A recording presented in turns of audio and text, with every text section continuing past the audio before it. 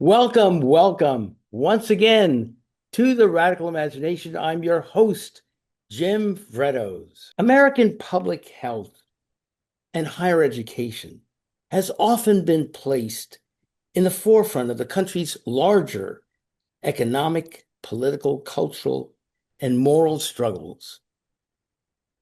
Issues of wokeness, diversity, inclusion, and equity, questions of educating for critical thinking, how to focus on an education for how to live rather than one devoted to just making a living.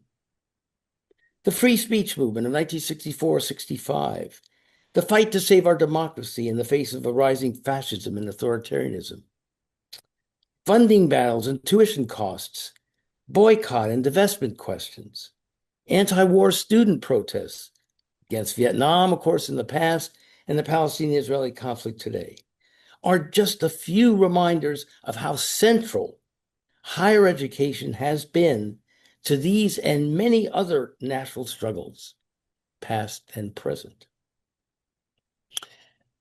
Nowhere has this struggle been more dramatic than at the City University of New York City, the largest urban university system in the country, which regularly enrolls close to 300,000 students at its 26 campuses, 11 senior colleges, 7 community colleges, and 8 professional institutions. Today on The Radical Imagination, we discuss some of these issues with members of an intriguing and dynamic group of faculty and staff from CUNY who advocate for academic freedom, shared governance, and administrative transference and transparency within and beyond CUNY. They formed the CUNY Alliance to defend higher education and are devoted to promoting and defending and strengthening higher education. We're delighted to welcome Ernst LALONG, a professor of history, chair of the Behavioral and Social Sciences Department, and chair of the college-wide Senate at Hostas Community College.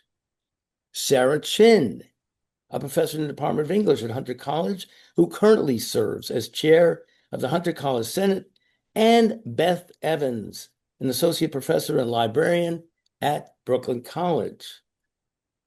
As always, it's a delight and pleasure to welcome my dear friend and co-host, Henry Wright, to the show. Henry has recently graduated from New York University and is a member of the Global Student Forum and served as a member of the Executive Committee of Education. Cannot wait. He's also been the chair of the Youth Democracy Movement. So welcome all to the Radical Imagination. And I know both Henry and I are most anxious to have a vibrant discussion and dialogue with you on as many issues as we can cover, because we could go, as you can tell from the list here, all day and all night. So thank you again all for being here on this very, very important show.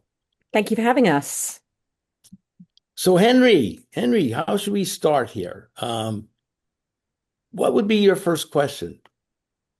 Well, given that some members of the audience, I imagine, are not as familiar or familiar yet with the important work that the Alliance has been leading, perhaps it might be useful to begin by asking if you might be able to explain what is exactly the CUNY Alliance to Defend Higher Education, when was it founded, and also, I think from a personal perspective, what may have motivated each of you to participate in the founding of this extremely important alliance today, and what would be some of the main objectives that the alliance is currently pursuing? All right. There's 4 or 5 questions. I can jump in. Absolutely. Go right ahead. All terrific questions. I should say as well, I just stepped down as chair of the Hunter College Senate. So, phew. So the CUNY Alliance, CADHE, grew out of what was the Mutual Academic Defense coalition movement that started in spring of 2025. Essentially, what was happening was that the Trump administration, particularly the Department of Education, was clamping down on higher education in all kinds of ways, basically rescinding NIH and NSC funding for scientists who were doing work in any field that seemed to them to be suspect. So anything that involved race or gender or sexuality or climate science or vaccines, and the list, needless to say, is longer. So many of us around the country, both in the sciences and social sciences and humanities, could really see the writing on the wall here. And there were threats to completely shut down the National Endowment for the Humanities, which is a major source of funding for people in the humanities and qualitative social sciences.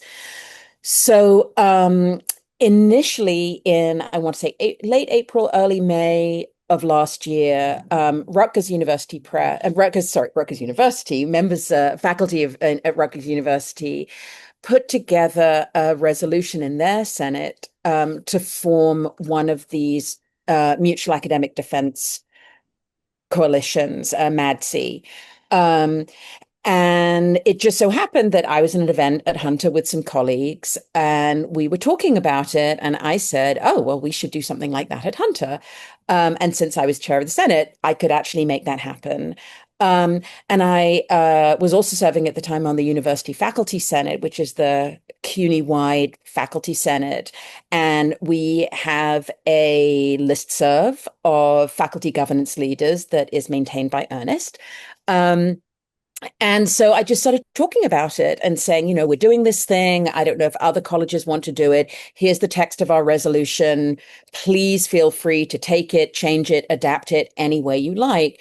And then this turned into sort of an informal group of people who were working on getting their colleges to put these MADC resolutions together, which essentially were to urge the Chancellor of CUNY to speak out against and resist the coercive actions that were being taken by the Trump Department of Education under Linda McMahon.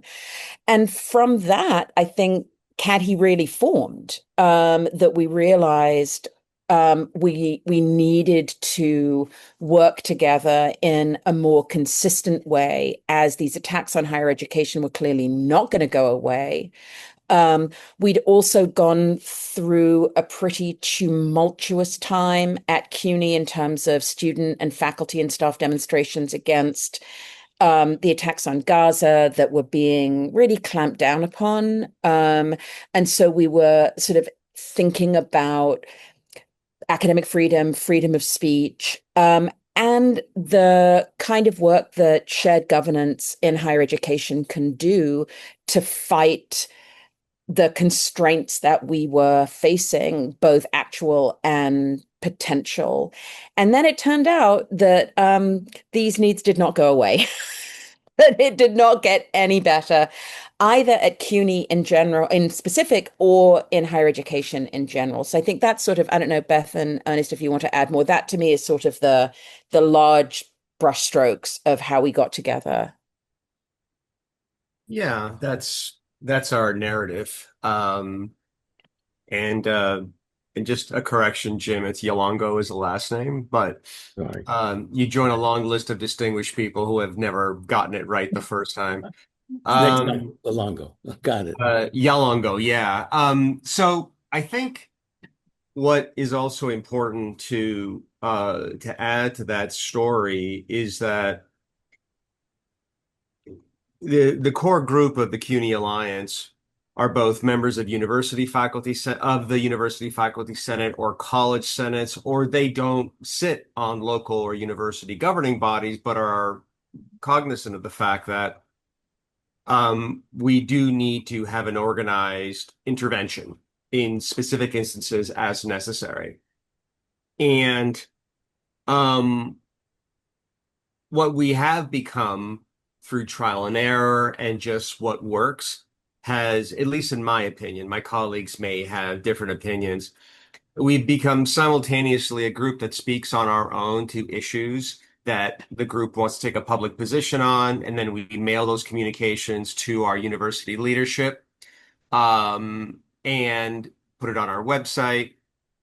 But also, we are very aware of the fact that the University Faculty Senate is the only official body representing faculty. In negotiations with the Board of Trustees, the Chancellor, the Provost of the university, they're literally in the room. And as such, our academic leaders need to hear all voices when it comes to important issues so that they bring those points of views into the room. And of course, we speak up when meetings happen of the UFS and administrative leaders come. And there is a tension there. When you're in the room, you want to maintain those relations, but we're not in the room and we don't have any stake in the game other than what we believe to be what has to be said out loud. And, it's being out front on certain issues is not always the best. It's not always fun, but you know, we, it's the right thing to do. And, whatever we speak out on is either going to rise and fall based on the response and our results. And I do think we're certainly making a difference, certainly from the opposition we've generated from some quarters who don't like us speaking out on certain things. But, academic freedom and freedom of speech works for everybody. No, if I could just step in and thank you very much, James and Henry, for giving us this opportunity. I think, Sarah and Ernest outlined it really well. I just wanted to add that the MAD-C, the Mutual Academic Defense Compacts that Sarah mentioned, had pretty much, I'm not even sure if they were less frequent as once a month, but it seemed like every week they were meeting. And they drew from a wide range of faculty governance leaders around the country. Sarah had been attending, I was attending, and when Sarah put out a call to form something locally at CUNY, I felt a great responsibility to join, as at the time I was a co-chair of the University Faculty Senate at CUNY of the Academic Freedom Committee. So it made sense to be a part of that, and I appreciated that I was welcome there, as I'm not a governance leader on my campus, Brooklyn College, although I am a member of what is essentially our Academic Freedom Committee. So always happy to be in any room where this topic is being discussed. And if I could just put in a little librarian plug here, as you might imagine, librarians are particularly keen on protecting freedom of speech, expression, and access to information. Thank you. I'm curious, you've mentioned now a few times, but can you get more specific? What has been the reaction to some of the statements in your group by the chancellor, by administration?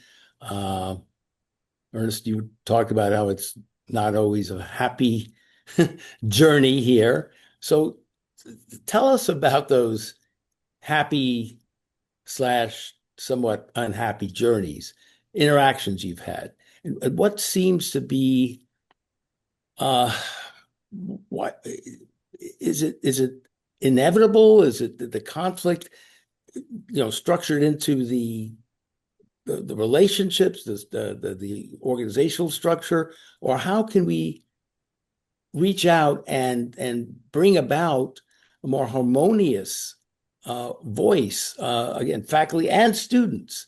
We haven't talked about, I know Henry wants to get into that too, student involvement in this too. And so is it possible? How can we get this to a place where we're more or less working toward similar values? Again, we're all community of scholars. We say we are a community of scholars devoted to the academic journey of debate and dialogue, and yet that doesn't seem to be happening as much as we would like to.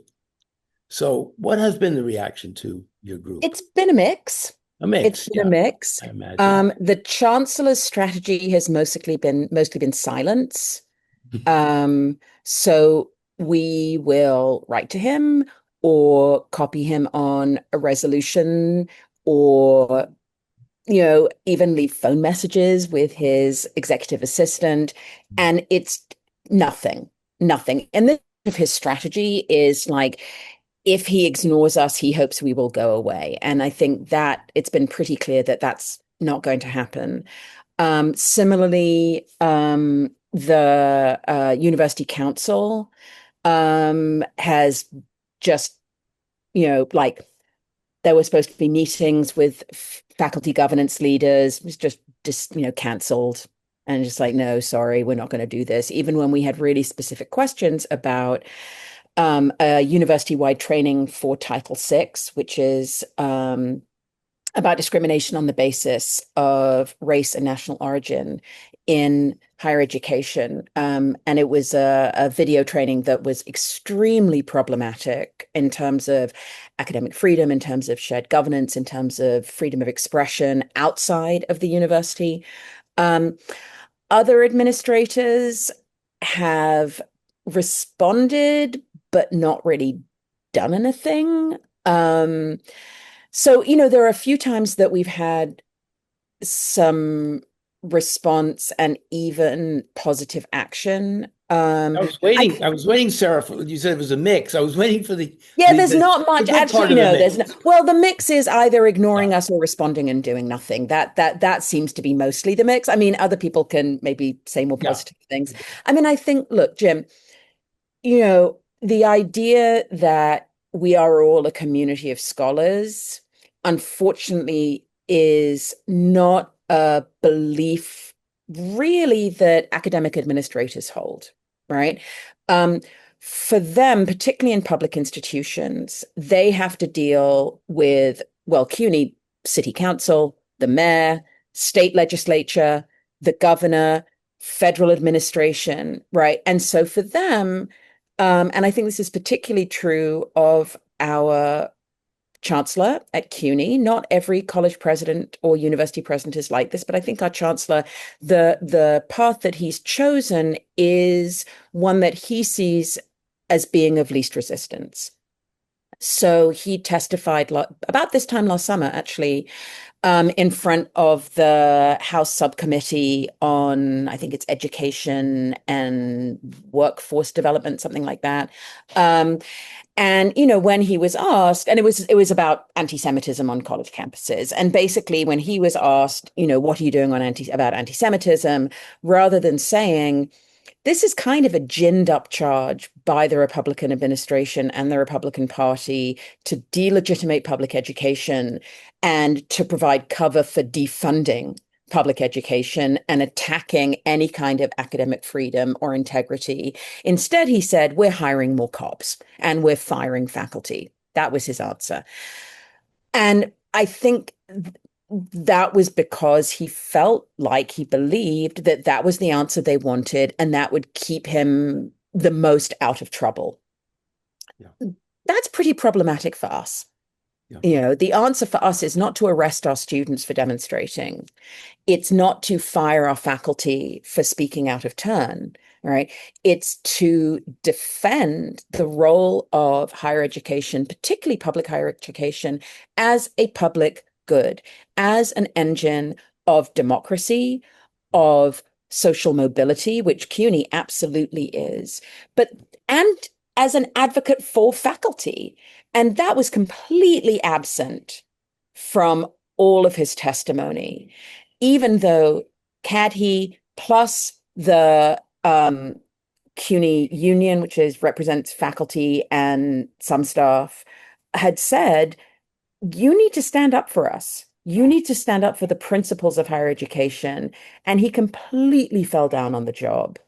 So, those kinds of issues just within the university are not going away. And the responses we've been getting, I'm not seeing sort of a sense of shared mission here. I mean, I strongly believe that higher education is about students, like students learning, faculty teaching, and doing research and publishing, and everything else is in service of that. That is not how university administrators think. They think that the infrastructure is the most important part, and that faculty and students and staff are somehow just sort of moving parts within that infrastructure. So they really invert what I see as the prime function of higher education, which is education and research. I don't know. Critical thinking and critical thinking. Yeah, I mean, that's what Absolutely. education is supposed to provide, right? Absolutely. But knowledge and methodology, basically, right? Ways of thinking, ways of understanding. As you speak, Sarah, Yeah. I don't know how many in the audience are going to remember this or jog their memories, but I'm channeling 1964-65, Clark Kerr at Berkeley. I mean, this sounds like the same sort of stuff. And you had a free speech movement, Mario Savio taking up the mantle here and creating the sort of protests that began to get some action here. But anyway, that's well, very well put. So yeah. I think just Yeah. to piggyback on Sarah, the response has been mixed. I'm a little bit more optimistic because we're getting, when you say the administration, Jim and Jamie, and the response, it's varied. Academic affairs cannot ignore faculty. Otherwise, they don't get anywhere. But academic affairs doesn't run the entire university. They serve at the pleasure of the chancellor, the board of trustees, and the general counsel. It has now, who serves at the pleasure of the board of trustees, a phenomenal influence trying to protect the institution. And this is all fine. This is their jobs. But I think where we come in is a constant reminder that we're not a bank. So it is not about dollars and cents. It is not about just protect the institution under any costs. No, we still have a mandate to fulfill to our students, to society, to the nation. Otherwise, we don't have an educated electorate. And this is what motivates, I think, many of us. But for me, I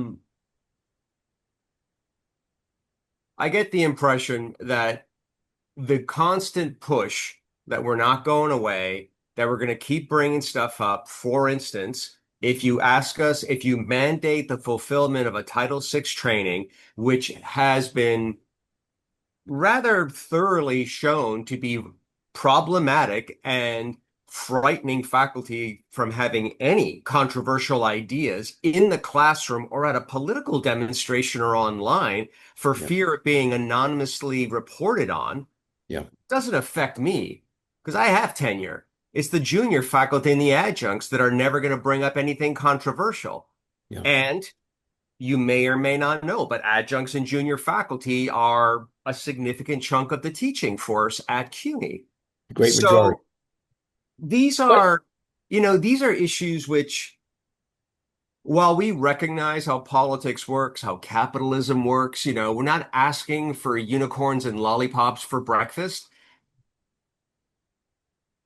We're not a bank. You have to defend the faculty who are trying to do their job on behalf of the students, not on behalf of some ivory tower intellectual. No, we have a job to do.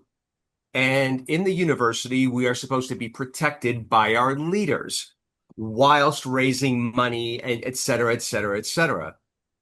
And, Sarah was right.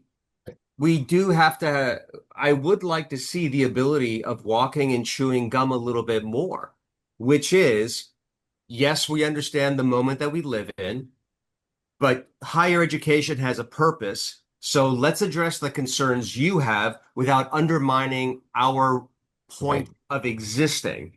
Right. And I think what is key is for us as an organization, we don't believe that the strategy of keep your head down and hopefully they'll forget about us is working. Because every few months there is another fresh horror with attacks on higher education or financing or this new compact from the federal government. Keeping our heads down is not working. So that's where So we're all coming from. right. So Ernest, you started your answer with saying you were more somewhat optimistic.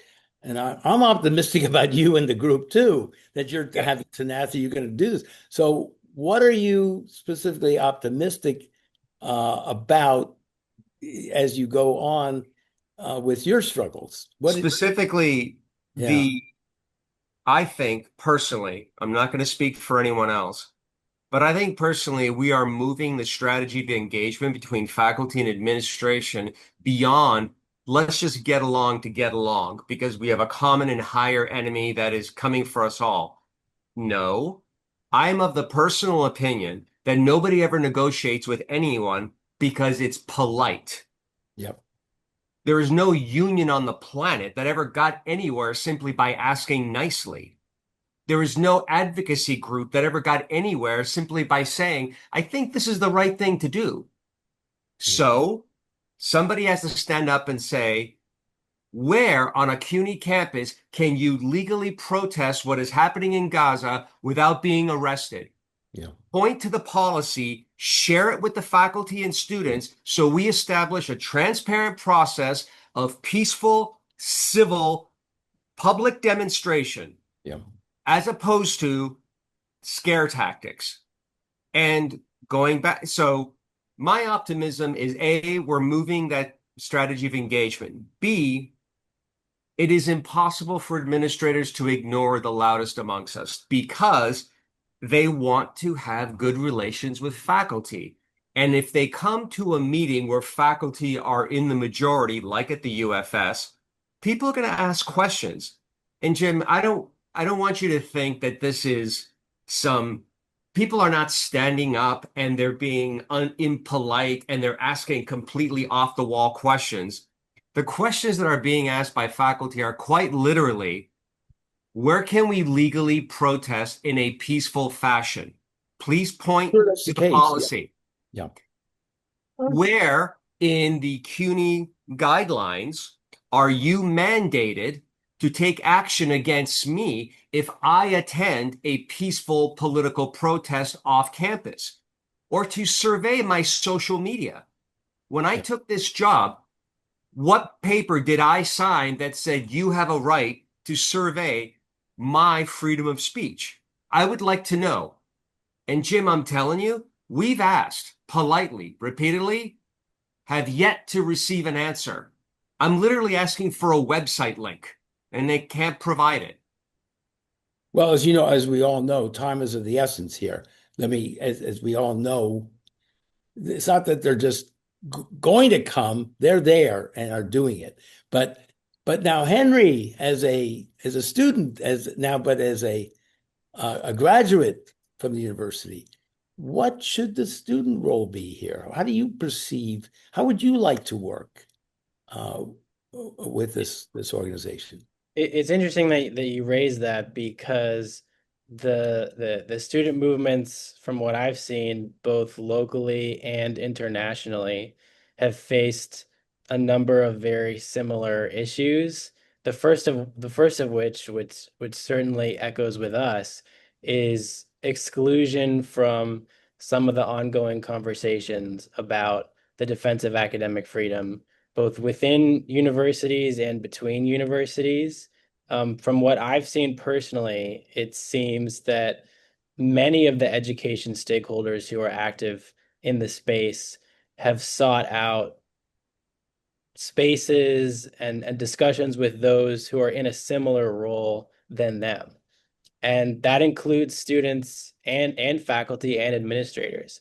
And so I think what we're seeing is that the challenge here is how can we build bridges between different education stakeholders so that we can transcend some of the issues that have been dividing us, which are still nonetheless extremely important issues. But if the goal is to defend higher education from legitimate and serious external attacks, those issues might need to take a backseat for the time being. And so I think one of the reasons that this group is so important is because not only is it creating a forum and a space to talk about academic freedom, but it also has the capacity to bring together people not just from different universities within CUNY, but potentially even stakeholders in other communities who might be able to learn from what you're saying and participate in some of your own actions. But to bring it back to an earlier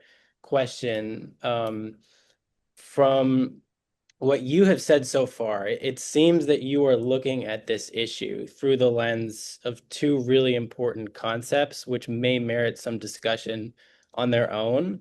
The first of which is academic freedom, and the second of which is shared governance.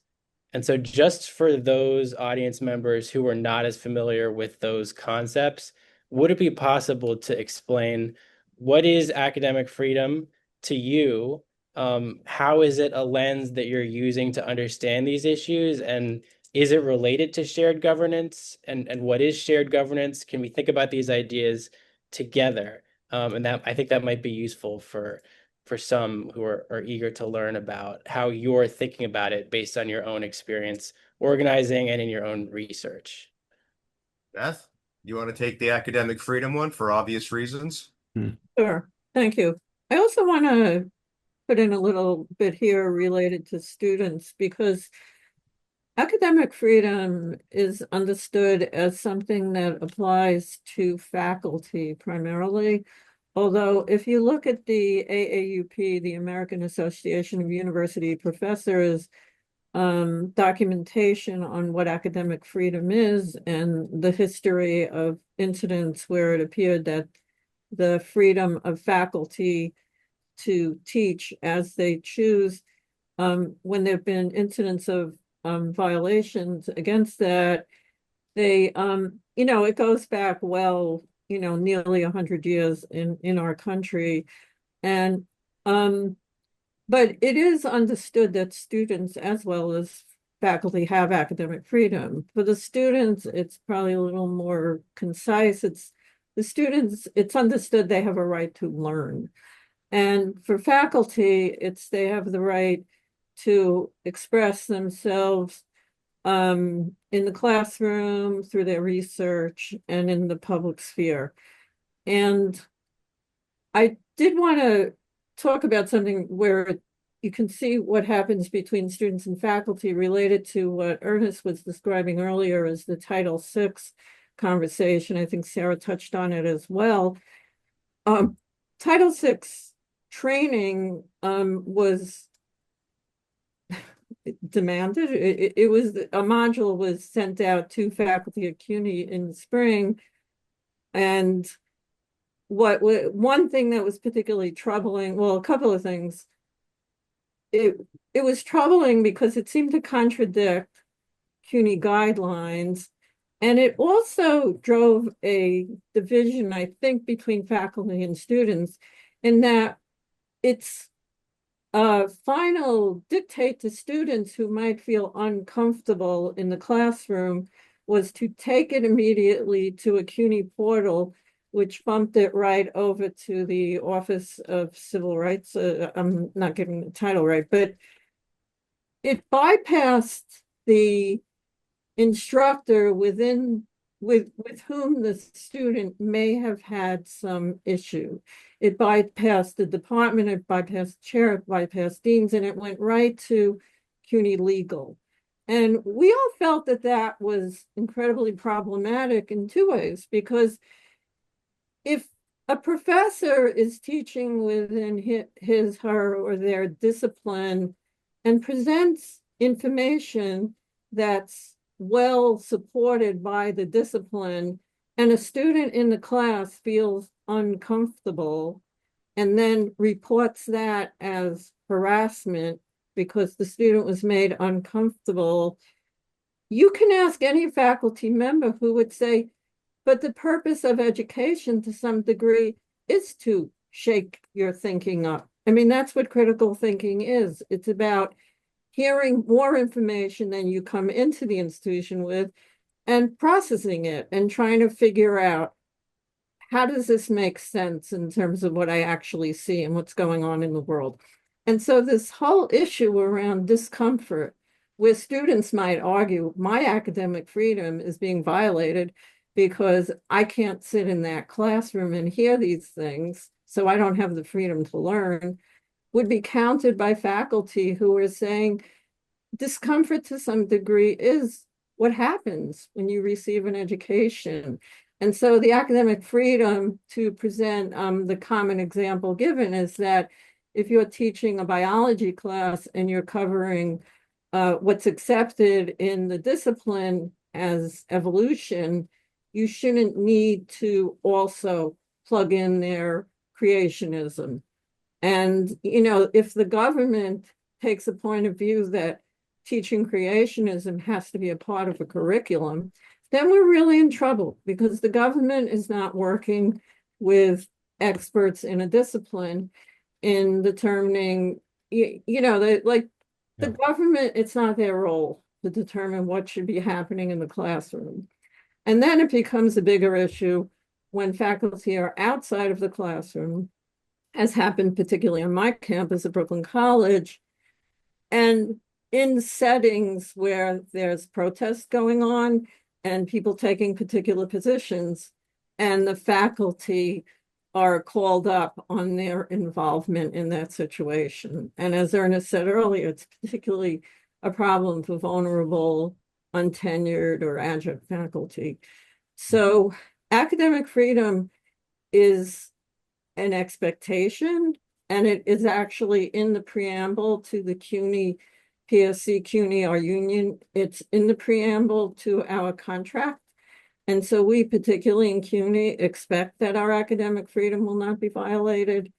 And it's a challenging issue depending on what the political issue of the day. So right now, it happens to be in the Middle East, war in Gaza. But as you said earlier, Jim, that, you know, the political issues centered around other things in the 60s. All the time. But I would say too, just to jump in, I think Sure. what Beth is talking about is where sort of student learning, academic freedom, and shared governance intersect. Because a crucial part of shared governance is the understanding that curriculum is the purview of faculty as experts in the field. And one thing we've been seeing nationally, both from the federal government and from state governments, particularly Texas, Florida, Indiana, Nebraska, has been active suppression of faculty decision-making over curriculum, over just material that's being taught, right? So, and Tennessee, the same, right? This idea that like, you can't make students feel bad about themselves. You know, it's like, well, we don't want to make them feel bad about themselves, but I teach 19th century American literature. Explain to me how I don't talk about enslavement, Jim Crow, the destruction of indigenous peoples, the fight for women's suffrage, because that's all in the literary material I'm teaching. You know, it's just there. And, you do know, you use provocative terms as in you like might what? find in Like what? as you might find in Tom Sawyer?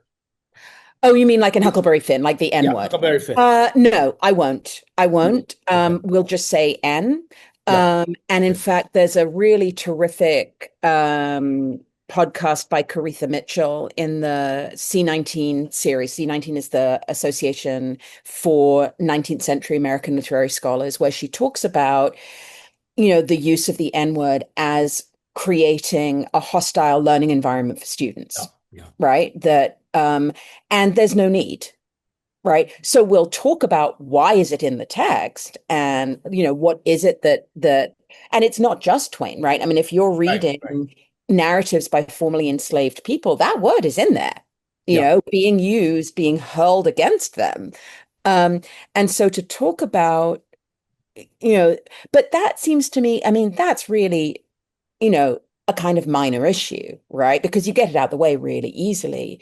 But to say, I mean, I teach the first half of the US Literary Survey. So we start with like indigenous oral narratives and we end basically with Reconstruction, right? And on the first day, I say, look, we need to, in order to be able to read and understand this material from the moment in which it was written and from the worldviews within which they were written, we're going to have to just accept as a given, not agree, but understand that this is reality. Right, that this is a culture that is organized around the general acceptance of white supremacy and male dominance.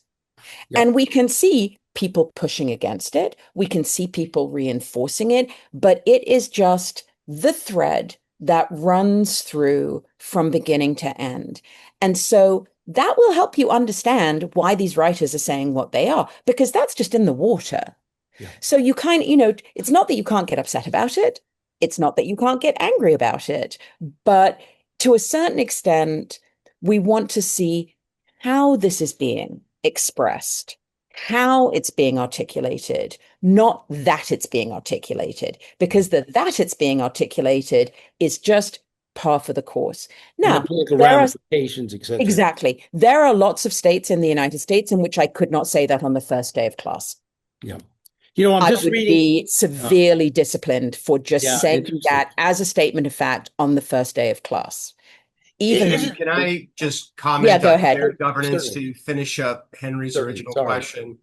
I think Sarah just made a really good example of, if you know what academic freedom is, and you teach at CUNY, and you got tenure, and you are comfortable expressing your opinion publicly, then it's still hard to navigate these waters. But the impact on shared governance doesn't always have, and in New York City and at CUNY, we have it a lot better than most of the country. But Henry was talking about shared governance. What's the relationship between academic freedom, shared governance? Sarah mentioned, well, shared governance, one thing it is that faculty have prerogative over curriculum. And she just narrated how she navigates that with her students, and then maybe the administration if somebody makes a comment, whatever. But I think we have to be clear that interventions in interference in shared governance and faculty prerogative over curriculum is not always the state legislature of fill-in-the-blank college that outlaws the teaching of X, or they abolish tenure. Sometimes it's just a threat amongst that weighs on the untenured faculty, the adjunct faculty, or the tenured faculty who don't want that level of trouble in their life. Yeah. And so then you have to really not only commit to be great at teaching your content and generating the productive discussion, which is where the learning takes place in the classroom, you need to have a parallel identity developed where you become an advocate for higher education. And quite frankly, 99% of people who got a PhD in anything didn't do it to become an advocate for higher education. But we're being forced into that position. So I think we need to be careful about shared governance and academic freedom. It's not an overt threat, but the covert threat is all that's needed, which is part of the reason why we exist. And we're adding this to our many other things that we do. Henry, is this what we're talking about here? Does this mean that students also should be having conversations among themselves and giving feedback to faculty administration about their own performance and levels of comfort and so on? Where do students fit in this? And let me just give a very well, go ahead. Let me let you answer that. or ask? I would add that one of the challenges from what I've seen that students have faced in intervening not just on this issue, but in any issue in the classroom. I think Sarah gave a really wonderful example about one of the topics that is difficult to discuss in seminars, and that's partially because we might not have the historical background to make an informed opinion. We might not have been instructed in the requisite language to talk about it respectfully. We might even feel personally uncomfortable talking about a subject that we are not entirely familiar with, or we simply don't have the practice engaging with. And I think what might be useful for both students and professors, and potentially even administrators looking ahead, is that if there are forums or avenues, whether or not they're private or they're public, for students to have their voices heard on any issue in a manner that's respectful and constructive and not necessarily designed to criticize, attack, or threaten members of the faculty, then looking ahead, it might be easier to build trust in the classroom and outside the classroom between those stakeholders in the educational relationship that is essentially at the center of education, but also sacred to its mission and purpose. And so I think that challenge of building trust, creating an environment where discussions can occur regularly, And with might civil be, discourse, that's yes, what you're saying yes. very, very importantly. But if There's we got to be can't some figure rules out here. exactly, if we can't figure out as a community how to talk Yes, to each other and how to build trust between stakeholders, then the idea that we'll be able to defend our institutions and the idea of education itself is extremely difficult. yes. So I suppose my question would be based on that. How is the Alliance, if possible, going to address some of the major threats to higher education in New York and across the country? And are there opportunities potentially for not just faculty, but also administrators and students to participate in those discussions? So the issues of academic freedom and shared governance might be something around which the community itself can coalesce so as to better collectively protect higher education. Well, let me just take a quick stab at that because I think you both have asked the question of harmony, discussion, civil discourse moving forward together. And I'm going to take a stab at trying to answer that. I think the very first step is actually listening to each other.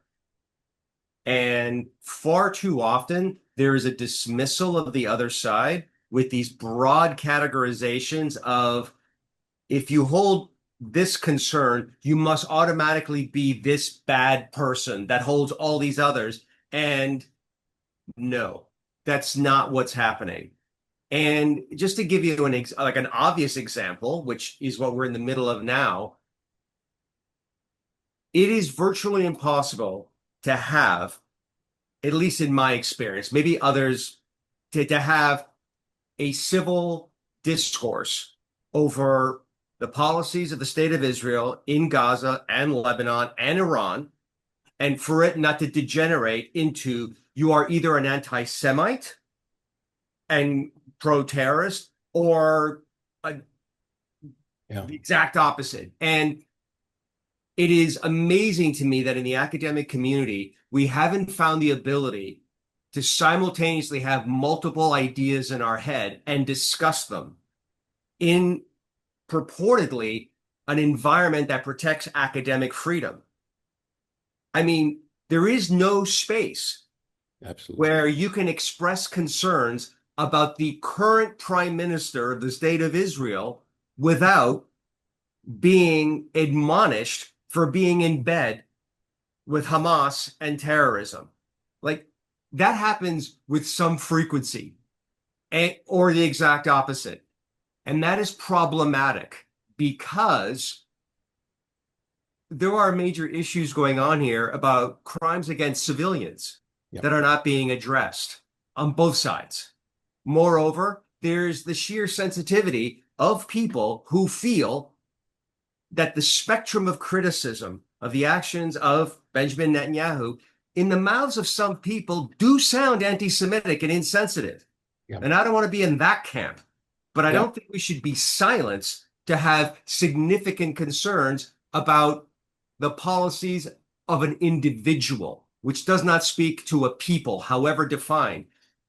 These are not radical ideas. And these are ideas that we could actually entertain on any other subject. Yes. But Well we're put. not allowed.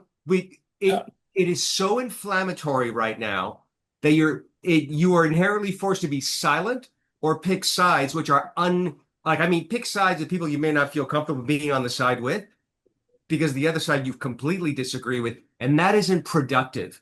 It is not productive. I would say as well that, I do like bristle a little bit at the word civility because I think it's often used as a cudgel to beat people with. I don't think there's anything wrong with having strong feelings. I don't think there's even necessarily anything wrong with sounding angry. And, this is something that came up more than once at the Hunter College Senate when we would be having debates about a variety of things. And some people would sound quite upset. And, and then, I would get some feedback sometimes from people who had been there that were like, oh, this person was really rude or really disrespectful. And I'm like, no, they weren't. They didn't attack anyone. They didn't make personal attacks. They didn't insult anyone.